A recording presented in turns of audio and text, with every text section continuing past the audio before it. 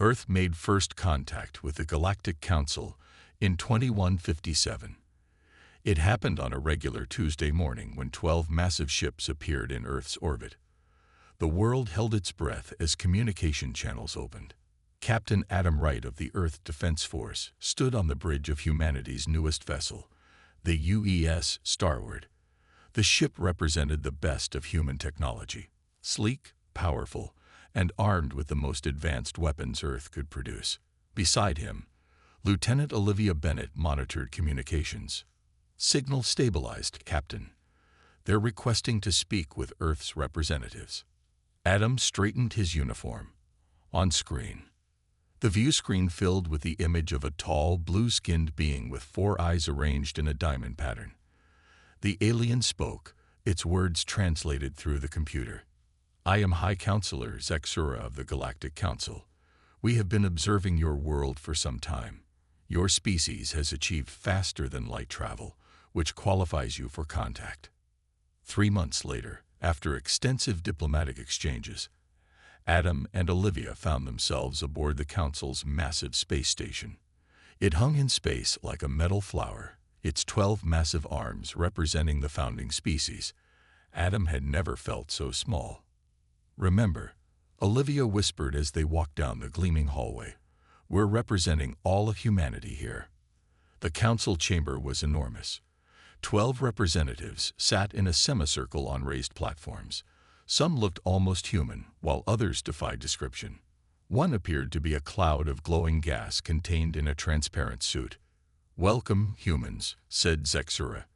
The council has agreed to review your application for provisional membership. The meeting began well. The council seemed impressed by human art, philosophy, and scientific progress. Then came the military assessment. Your defenses are concerning, said a reptilian counselor named Vask. You still rely primarily on kinetic weapons, projectiles, and explosives. Adam nodded. We found them to be highly effective. A ripple of something like laughter moved through the chamber. Most species abandon such primitive tools once they discover energy weapons, said a crystalline being. They are crude and inefficient. Adam felt his face grow hot. Our railguns can accelerate projectiles to a significant fraction of light speed. Our missiles carry payloads that... Yes, interrupted Vask with a dismissive wave of his scaled hand. But they are still just throwing things very fast. The Council unified under the principle of energy-based defense systems. Clean, precise, and civilized. Olivia stepped forward. With respect, Counselor, our weapons have protected Earth effectively. Against other humans, perhaps, said Zexura. But you have not faced threats from beyond your system. A holographic display activated in the center of the room, showing various weapons, sleek rifles and cannons that fired beams of light, sound, or other energies Adam couldn't identify. The Council's combined military forces use standardized energy weapons, explained a gaseous entity. They cause minimal environmental damage and can be calibrated for non-lethal use. Your kinetic weapons are messy and brutal by comparison. Adam watched as the council members exchanged knowing looks. They viewed humans as primitive newcomers, barely worth their attention. Humans will need to adapt, said Vask. Your provisional membership requires military integration. You will need to phase out your archaic weapons systems. We're happy to learn about your technology, Adam said carefully, but we've invested centuries developing our defense systems. This caused another wave of amusement among the council. Very well, said Zexura. Keep your toys for now. In time, you will understand the superiority of our methods. The meeting concluded with humanity granted provisional membership, a junior partner at best. As they left the chamber, Adam could feel eyes on his sidearm, the standard-issue pistol all Earth officers carried. They think we're savages, Olivia muttered. Adam nodded. They've never had to fight the way we have. Let's hope they never need to learn why humans still value a good, reliable gun. Little did they know how soon that day would come. 6 months into Earth's provisional membership with the Galactic Council, the emergency alarms blared throughout the station. Adam was in the human embassy when the red lights began flashing. All council representatives report to the main chamber immediately, announced the station's eye. Adam hurried down the corridor, joining the stream of aliens heading toward the council chamber. Olivia met him at the entrance, her face tight with concern. "Something big is happening," she whispered. "I've never seen the council called together this quickly." Inside, the council members looked troubled. Many spoke in hurried, nervous voices. Zexura raised his four arms for silence.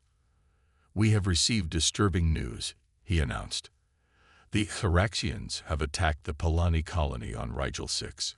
Early reports indicate total devastation." Murmurs spread through the chamber. Adam leaned toward a small, furry delegate beside him. "Who are the Hyraxians?" "A species from the outer arm," the alien explained. "Very aggressive, very advanced. They refused to join the council centuries ago and disappeared into uncharted space. We thought they were gone forever." Holographic images appeared, showing cities in ruins and strange ships with blade-like edges. The ships fired beams of green energy that cut through buildings like paper. "They've returned with technology we've never seen before," continued Zexura. "Our defense forces engaged them at Rigel 6, but—" The High Counselor paused, clearly disturbed. "Our weapons had no effect." "None. They have developed some kind of energy shield that completely absorbs our weapons." The chamber erupted in panic. Counselor Vask pounded his scaled fist on the table. "Impossible. Nothing can completely neutralize energy weapons." Over the next 3 weeks, more reports arrived. 3 more council worlds fell to the Hyraxians. In each case, the Council's advanced energy weapons proved useless against the invaders' shields. Adam and Olivia attended every emergency session, watching as the proud Council species grew increasingly desperate. "Their shields seemed to absorb energy," explained the Council's chief scientist, "a beam made of interlocking plates. The more energy we direct at them, the stronger their shields become. It defies our understanding of physics." "Has anyone tried kinetic weapons?" Adam asked quietly to Olivia. Before she could answer, the doors burst open. A messenger rushed in, breathing hard. "The Hyraxians have taken Proxima Centauri," the messenger gasped. "They're only 2 systems away from Earth." The room fell silent. All eyes turned to the human representatives. "Captain Wright," Zexura said formally, "your species is now in direct danger. The Council's military forces cannot stop the Hyraxian advance." Adam stepped forward. "With respect, High Counselor, we'd like to offer Earth's assistance." A few council members laughed bitterly. "What can humans possibly offer?" asked Vask. "Your technology is centuries behind ours." "Perhaps that's exactly what we need," said a small, previously silent counselor. "The Hyraxians have developed defenses against our energy weapons, but they may not have prepared for alternatives." Adam nodded. "Our weapons operate on different principles. They might be effective where yours have failed." The council chamber grew quiet as the implications sank in. Zexura looked at Adam with new interest. "Are you suggesting your primitive projectile weapons might succeed where our advanced technology has failed?" "I suggest we find out," Adam replied. "The UES Defender is in this sector. We can be ready in 48 hours." The council debated briefly, their former arrogance replaced by desperate hope. "Very well," Zexura finally announced. "Captain Wright, we accept your offer of assistance. Prepare your ship for a diplomatic mission to the edge of Hyraxian territory. Observe only. Do not engage unless absolutely necessary." As Adam and Olivia left to prepare, Vask approached them. "Do you really believe your ancient weapons will work against an enemy that has rendered our technology useless?" the reptilian asked. Adam smiled slightly. "Sometimes the old ways are effective precisely because they're unexpected. The Hyraxians have prepared for energy. They might not be ready for good old-fashioned lead and steel." The UES Defender arrived at the Council outpost on Argos IV 3 days later, The small moon served as a forward observation post near the expanding Zoraxian territory. Adam led a small team including Olivia and Dr. Nathan Carter, Earth's leading weapons specialist. Council scientists had gathered in a secure facility to study a captured piece of Zoraxian shield technology. The device sat on a table in the center of a reinforced testing chamber, a small hexagonal plate glowing with faint green light. "This is all that remained after one of their scout ships was damaged," explained Telax, the lead council researcher. The tall, thin alien gestured to the device. "It maintains its shield effect even separated from its power source. Most fascinating." Dr. Carter walked slowly around the table, examining the device without touching it. "Have you determined how it works?" "It creates a field that absorbs and redirects energy," said Telax. "The more energy directed at it, the stronger it becomes. Watch." Telax activated a small energy pistol and fired at the shield. The beam of light simply disappeared into the green glow, which brightened slightly. "We've tried every frequency and type of energy weapon in our arsenal," said Counselor Vask, who had arrived to observe the humans. "Nothing penetrates it." Dr. Carter nodded thoughtfully. "May I try something?" When Telax agreed, Carter removed a small metal ball from his pocket and tossed it gently at the shield. The ball bounced off with a soft ping. "Interesting," Carter murmured. "It has physical resistance too, but the reaction was different." Vask made a dismissive sound. "Of course it stops physical objects. Any basic defense field can do that." Adam noticed the other council representatives watching with barely concealed disdain. Despite their desperate situation, they still viewed humans as technological infants. "I'd like to try a more controlled test," said Carter. He opened a case he had brought, revealing a simple handgun. Several council members stepped back. One made a sound of disgust. "You brought that here?" asked Telax, her eyes wide. "An actual projectile weapon. Standard issue for our scientific teams in potentially hostile environments," Carter explained calmly as he checked the weapon. "I'd like to test its effectiveness against the shield." "This is absurd," said Vask. "Your ancient technology cannot possibly succeed where our advanced weapons have failed." Adam stepped forward. "With respect, Counselor, that's exactly why we should try. The Exoraxians have specifically designed their shields to counter energy weapons. They may not have accounted for kinetic force." After a heated debate, the council representatives reluctantly agreed to the test. They moved behind a protective barrier while Carter prepared. "The shield absorbs energy," Carter explained as he worked. "But kinetic force is different. It's not about energy signature or frequency. It's about mass and velocity." From behind the barrier, Kate Monroe, the Defender's tactical officer, watched intently. "Sir, may I suggest something? That handgun may not have sufficient velocity." At Carter's nod, Monroe opened her own case, revealing a compact sniper rifle. "This fires a tungsten carbide round at much higher speed." The council scientists murmured with renewed disapproval, but Telax silenced them with a gesture. "Proceed." Monroe set up quickly, her movements precise. She loaded a single round and took position. "Ready when you are," she said calmly. Telax activated recording equipment. "Fire at will." Monroe took a deep breath, aimed, and pulled the trigger. The sound was shocking in the enclosed space. For a moment, nothing happened. Then the shield device sparked violently and split in two, a neat hole punched through its center. Complete silence fell over the room. Telax approached the damaged device cautiously. "Impossible," she whispered. "Not impossible," Carter said. "Just simple physics. Your energy weapons are being absorbed and redirected. But a physical projectile delivers its force in a concentrated point.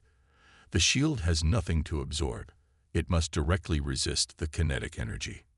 "And it failed," Adam added quietly. Vask stared at the broken device, his earlier arrogance gone. "How many of these weapons do humans possess?" "Billions," Olivia replied. "They're standard on all our ships and for all our ground forces." For the first time since meeting the Council species, Adam saw something new in their eyes as they looked at the humans.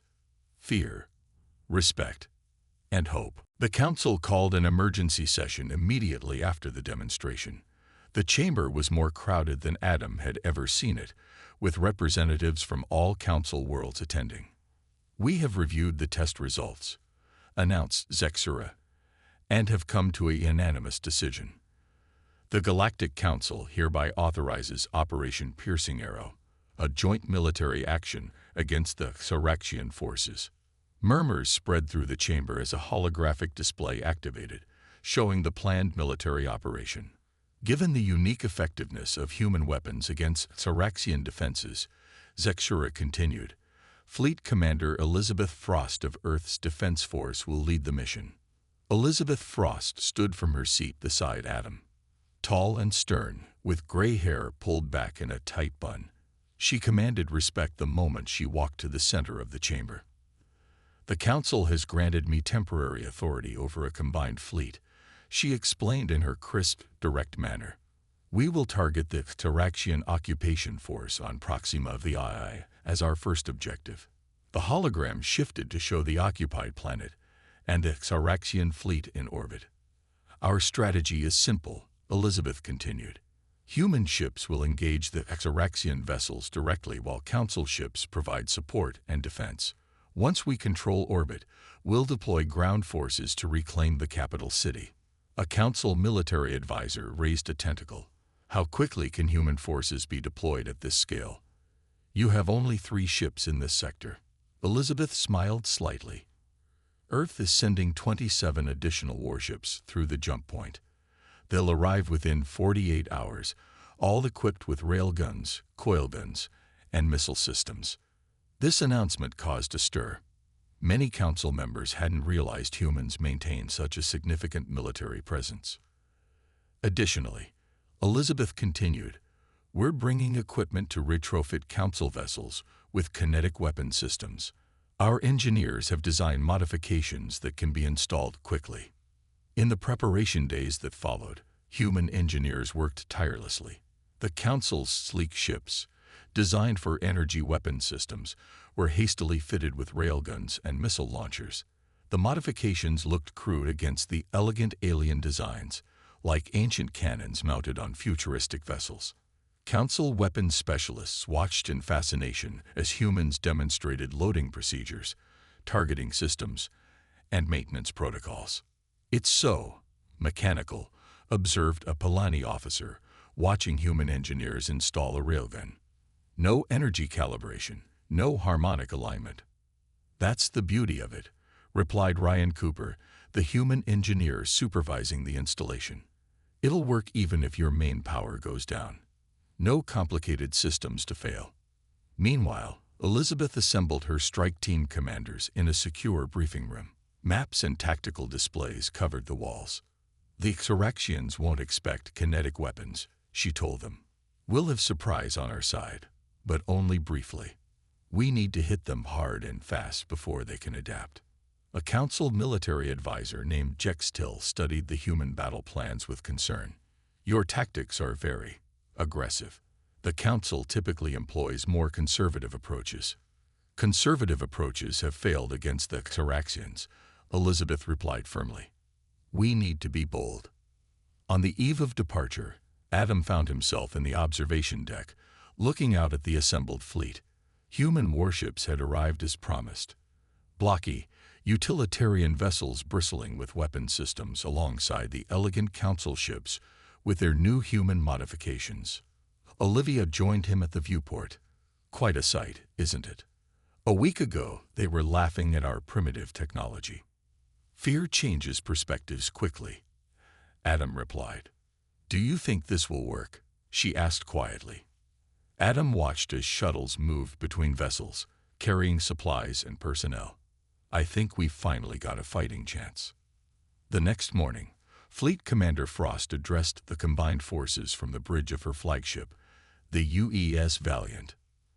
"Today we face an enemy who believed they had achieved invincibility," she said, her voice transmitted to every ship in the fleet.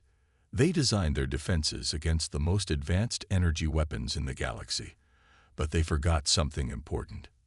She paused, looking at the determined faces of humans and aliens working side by side on her bridge. Sometimes the oldest solutions are the most effective. Set course for Proxima Vi. Operation Piercing Arrow begins now.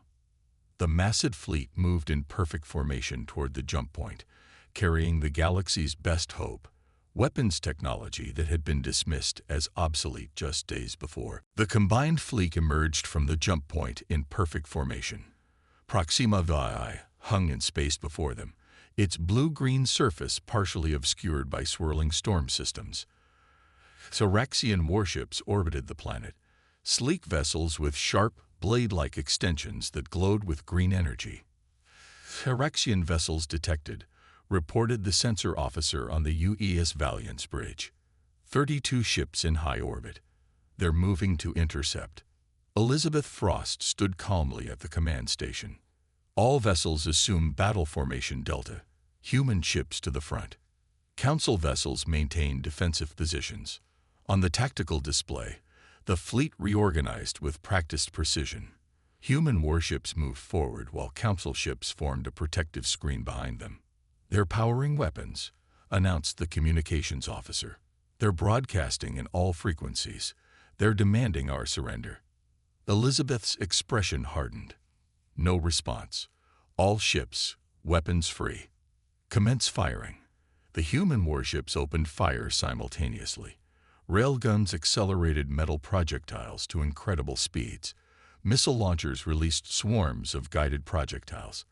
The weapons were simple in concept but devastating in execution. The correction shields flared bright green as they tried to absorb the incoming assault. But unlike energy weapons, the kinetic projectiles couldn't be absorbed.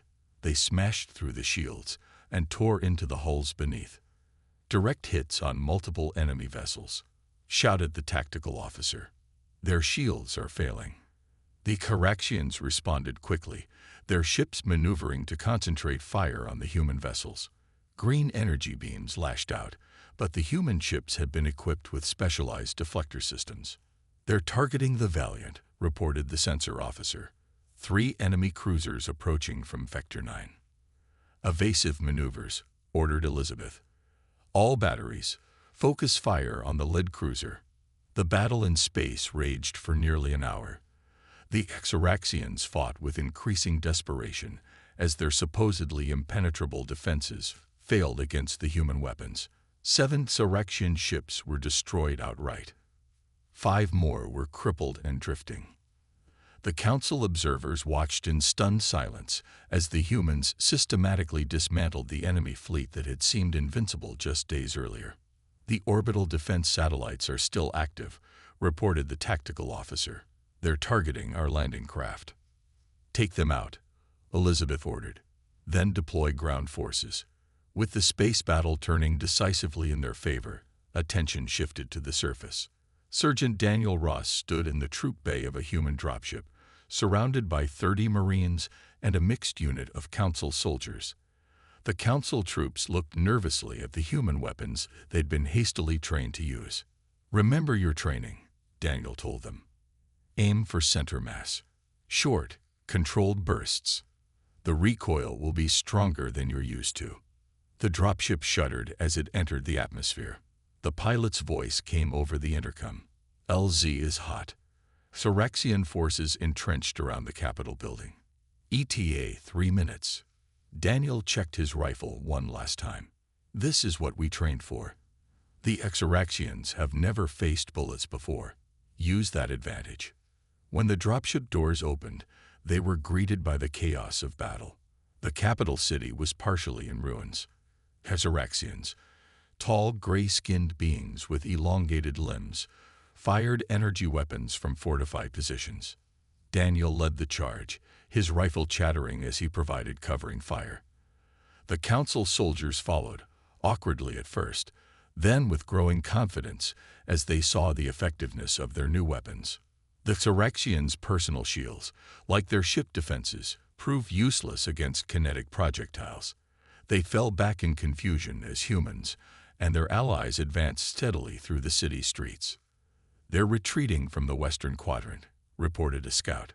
"They seem completely unprepared for this type of warfare." By nightfall, the human-led forces had secured the government district. Daniel stood on the steps of the Capitol building, watching as council medical teams tended to the wounded and freed prisoners emerged from detention centers. A council commander approached him, her expression a mixture of awe and unease. "Your weapons, the way you fight, it's unlike anything I've seen." Daniel nodded grimly. Sometimes the old ways work best. Above them, the space battle had concluded decisively. 15 surviving Soraxian ships fled the system, abandoning their ground forces. It was the first clear victory against the invaders since they had appeared. On the bridge of the Valiant, Elizabeth Frost received the news of the ground forces' success with quiet satisfaction. The victory at Proxima VI changed everything. Within days, the Council called for full mobilization against the Soraxian threat. The elegant council chambers, once a place of philosophical debate and diplomatic maneuvering, now resembled a war room. "We must strike while we have momentum," insisted Elizabeth Frost, addressing the full council. "The Soraxians will be adapting their defenses even now." Sexura nodded gravely. "The council agrees. We have authorized the immediate training of all council defense forces in human weapon systems." Training centers were established on 12 worlds. Human instructors taught council species how to use firearms, maintain them, and implement human combat tactics. Many council soldiers struggled with the physical weapons at first. Their civilizations had used energy weapons for so long that the concept of mechanical firearms seemed strange and barbaric. "Don't overthink it," said Sergeant Ross as he helped a Polani soldier adjust her grip on a rifle. "It's not about elegance. It's about effectiveness." Meanwhile, Engineer Grace Martinez led a team working around the clock in the Council's central research facility. The young engineer had been developing hybrid weapon systems that combined human kinetic principles with Council energy technology. "The Soraxians are intelligent," she explained to a group of Council scientists. "They'll develop countermeasures against simple projectiles soon enough. We need to stay ahead of them." Her team created rounds that delivered both kinetic impact and energy discharge. They developed smart bullets that could adjust trajectory mid-flight. They designed missiles with multiple attack phases to confuse Soraxian defenses. "This is remarkable innovation," commented a Council weapons developer. "We would never have considered such approaches." "That's because you've been thinking within one technological paradigm for too long," Grace replied. "Sometimes limitations breed creativity." 3 weeks after Proxima VI, a combined fleet twice the size of the first launched a counteroffensive. This time, Council ships had been fully retrofitted with human-designed weapon systems. The Council soldiers had completed crash courses in projectile weapons. The fleet liberated 3 occupied systems in rapid succession. The Soraxians, caught off guard by the sudden change in tactics, retreated in disarray. Captured Soraxian equipment revealed their frantic attempts to modify their shield technology. They had strengthened their physical barriers, but the new hybrid weapons cut through these defenses just as effectively. "They're falling back to their main forward base on City Alpha," reported Adam Wright during a council briefing. "Intelligence suggests they're consolidating their forces there." The Soraxian base on City Alpha was massive, a fortress built into the side of a mountain range. Council reconnaissance showed heavy defenses and a large fleet in orbit. "This will be the true test," Elizabeth told her commanders. "They've had time to prepare. They know what we can do now." The assault on City Alpha began with an orbital bombardment. Human and Council ships fired a combination of kinetic rounds and energy weapons in carefully timed sequences designed to overwhelm the Soraxian defenses. On the ground, mixed human Council strike teams approached the base from multiple directions. Sergeant Ross led one such team through a narrow canyon. "They've modified their personal shields," he told his squad after their first skirmish. "Standard rounds aren't as effective anymore." Grace Martinez's voice came through his comm unit. "Switch to the Type 3 hybrid rounds. They should penetrate the new shields. The fighting was fierce, but the combined forces pushed steadily forward. By the third day, they had breached the outer defenses of the Taraxian base. Inside, they discovered something unexpected: vast data centers and strategic planning rooms.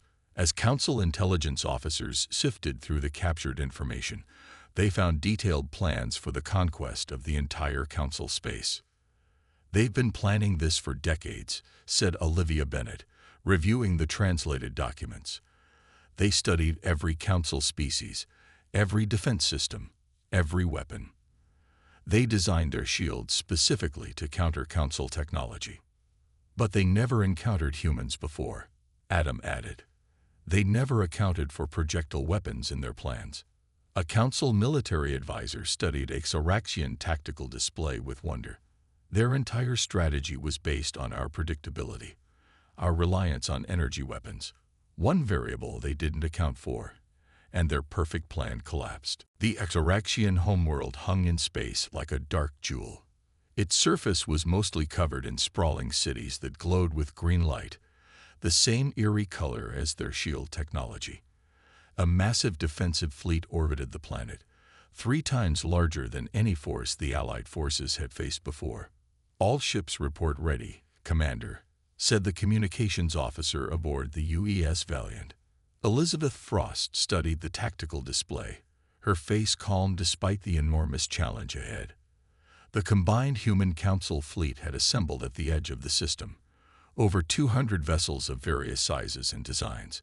It was the largest military force the galaxy had seen in 1,000 years.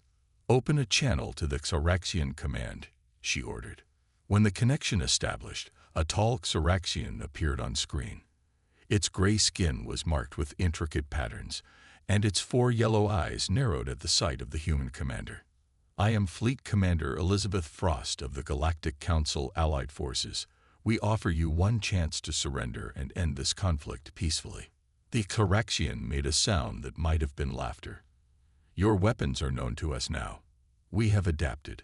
You will not find us so easily defeated this time." Elizabeth nodded, having expected this response. "Then you leave us no choice." The final battle for the Xeraxian homeworld began with a carefully orchestrated attack plan. Human ships led the charge, followed by Council vessels equipped with the new hybrid weapons. The Xeraxians had indeed adapted their shields, making them more resistant to standard projectiles. But Grace Martinez's engineering team had anticipated this.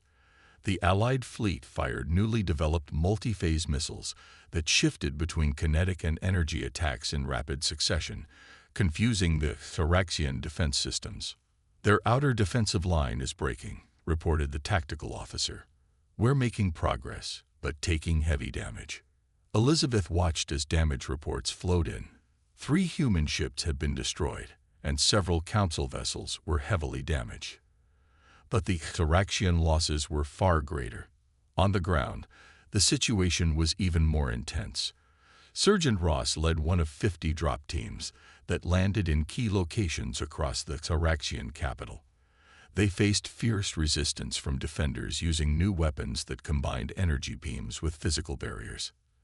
"They're learning from us," Ross told his mixed human Council squad as they took cover behind a fallen statue. "But we still have the advantage of experience." The ground battle lasted for 14 hours. Street by street, building by building, the Allied forces pushed toward the Central Command Complex. Council soldiers who had once disdained physical combat now fought alongside humans with grim determination.